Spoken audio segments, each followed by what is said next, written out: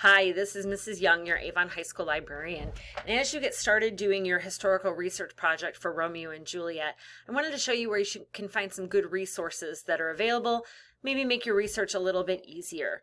We can do that by going to the library website. And to do that, I'm at the high school page right now. I'm going to click on the three little menu lines over here, and at the very bottom it says Library. So once we're at the library page, you can see that we've got a lot of different pieces of information for you, some reading resources that are there, some book trailers, and then we're going to come down to the research resources.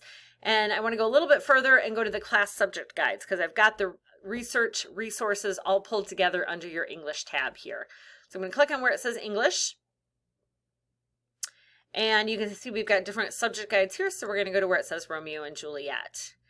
And these are, I know that they look like they're broken links, but those are actually links to different websites that are available to you. So there's one called Shakespeare Resource Center. We're going to start there for just a few minutes. What's helpful in this is it pulls together places from websites from other places. So historical, we might be looking at this Elizabethan England part, and I'm just going to show you a little bit how to navigate so it's a little bit easier for you. It'll give you a little information about Elizabethan England, and then as you scroll down, here are a lot of other links that might be helpful. So what you want to do is you want to think about which subject you're doing. Are you doing the family and marriage one, gender roles, class structure, or morals and ethics? And you want to think about what kind of information do you need to have. And so as we look through this information, like maybe life in Elizabethan England, maybe this would be where you get marriage or the gender roles part of it, or even the class structure. That might be a good one to look at. So you can kind of look through. This is really more a way to get additional information about the topic.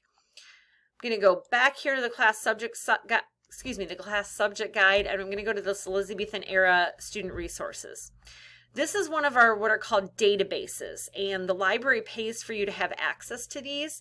These are sites that are not available through Google. There's thing number one, but also they have been fact-checked. They are unbiased. They're perfect for doing research from, and I've pulled everything together on the Elizabethan era for you, but you can always do a search on the topic as well. And so as we scroll down, this will give you, like if you do read more, it'll give you nice background information. And then as we scroll down, there's a lot of different pieces of information here. As you can see, like right here, if you're doing the class structure of Elizabethan England, the class system in Shakespeare's time is a great place to go. I'm going to click on that for right now. You will have to read the article, obviously, but I do want to show you something that's super helpful. First of all, I'm going to scroll all the way down to the bottom. And you know, we're going to keep track of our sources, and where we do research and keeping track of our sources is important to prove where we've gotten our information from. What's nice about our databases is that's all done for you. You can copy and paste this and put it into a Word document, and everything will be done for you for your citation. So that's a very nice feature. Also, you can go up here to the top, and there are things that say more like this, so that might be helpful to you as well.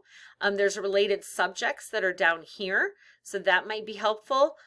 Here's one specifically on social class here, or maybe master-servant relations might be helpful to you as well. You can also highlight and take notes right in here, so that's another great thing. You can get the link, or you can download it, send it to yourself, or whatever. So that is called Gale in Context, and really useful. You're going to be able to find a ton of pieces of information. You can click here at the top, so it has 3 articles here, but this one is only showing 3 articles, but there are actually 54 articles that you can look through. So there's a lot more information. You can dig a little bit deeper. Here's some primary sources. Those are probably going to be the ones that will be most useful to you, these top sections, the featured content and the reference. So that was this Elizabethan era student resources. We also have a world history section. And again, this is another one of those databases that's available to you. Still set up very similar ways. This one talks about religion. So maybe the moral and ethics part of it would be that religion part. Daily life, changing view of the way philosophy and science, and you can just kind of scroll through there. Another thing that you can do is that you can search specifically for this information here. So maybe we would go Elizabethan era and marriage. And so we can be a little more specific. These databases don't work in that you don't put your question in there. So like, was marriage valued? If so, what types of marriages? That isn't something that you can put directly into this database, but you can type in Elizabethan era and marriage, take those keywords, put them together, and you're going to get a good search there. So I'm going to put in Elizabethan era and marriage, and it talks about in this article, daily life, that's going to be in there. So as I scroll through, we'll be able to find that in there a little bit down below. Again, if we go all the way down to the bottom, go all the way to the end, there's my citation that's done for me. Also, it does give you, sometimes can look, and there's some good websites that they give you as good information as well. So another place to look for information, we just kind of keep branching out. These are all going to be very similar setup. These should be helpful to you. If you are Googling, just a couple of thoughts on this, and again, this is directly on that page. You want to look for .org or .edu domains that are going to be a little more reliable than a .com site. Please be aware that there's a lot of information on Shakespeare, Elizabethan England, that a lot of them are student projects that people put out. So they might make a website for a class project. You don't know what grade that person got on the project. You want to make sure that you're getting your source information from someplace accurate and that you know is good. That's why I recommend using these sources, because I've already fact-checked them for you and know that they're good sites. If there is, you make sure that there's an author listed for the page. Look for like an About Us or something like that. If there's no author, you can't use the page. That's pretty standard when we're doing actual school research. Some .com sites are acceptable, but if they have pop-ups and redirects and things like that, clickbait, please don't use any of those. And again, use those school databases from the library website whenever possible.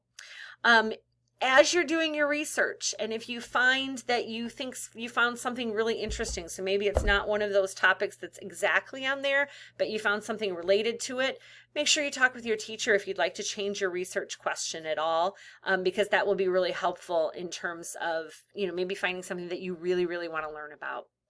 So I'm always available in the library or via Schoology. If you need help or have questions or you can't find something, just let me know, and that's what I'm here for. I'm here to help. So thanks for listening, and good luck on your research.